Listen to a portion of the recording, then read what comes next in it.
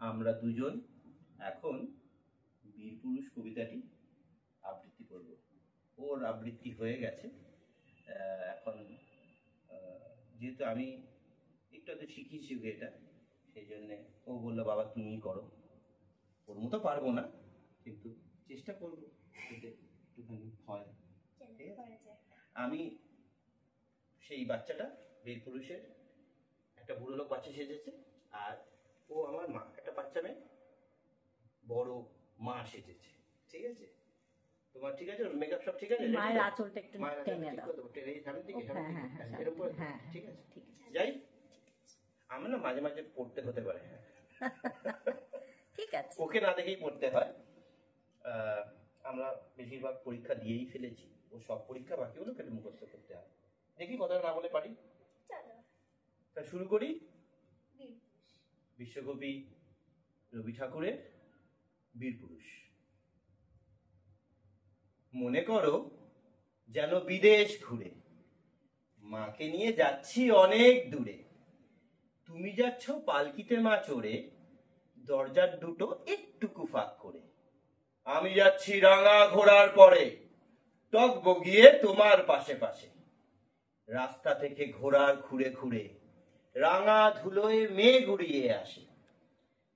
সন্ধে হলো, সূর্য নামে পাটে, এলেম যেন জোড়া দিঘির মাঠে।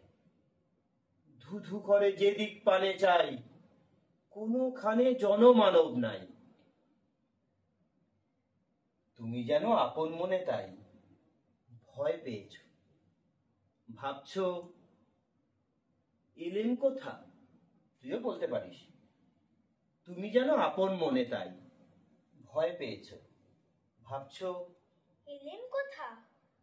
আমি বলছি ভয় পেও না মাগো, ওই দেখা যায় মরা নদীর সোতা। চোর কাটাতে মাঠ রয়েছে ঢেকে, মাঝখানেতে পথ গিয়েছে বেঁধে। গরু বাছুর নেই কো কোনোখানে, সন্ধে হতেই গেছে গায়ের পানে।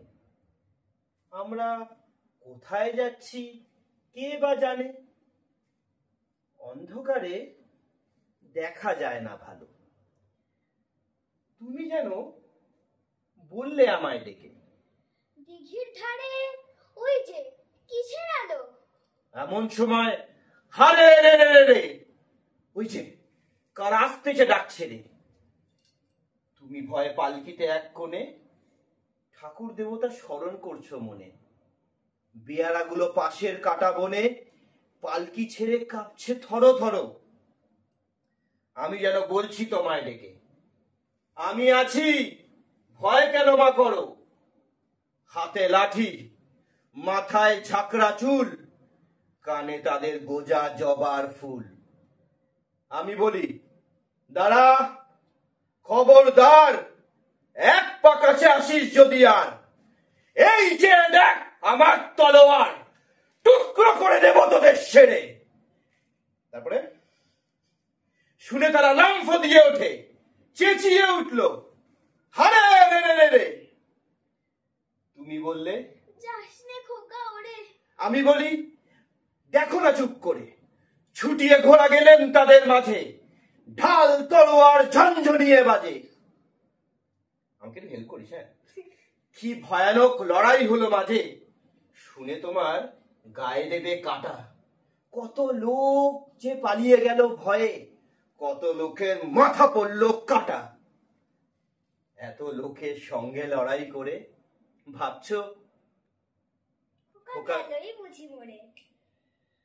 আমি তখন রক্ত মেখে ঘেমে বলছি এসে লড়াই গেছে থেমে।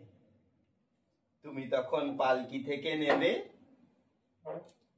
চুমুখে নিচ্ছ আমায় কোলে। বলছো ভাগ্যে খোকা সঙ্গে ছিল, কি দুর্দশাই হতো তা না হলে। রোজ কত কি ঘটে যাহা তাহা, এমন কেন সত্যি হয় না আহা।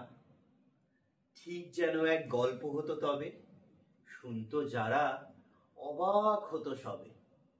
দাদা বলতো, মানে দাইজা, দাদা বলতো কেমন করে হবে, খোকার গায়ে অত কি জোর আছে?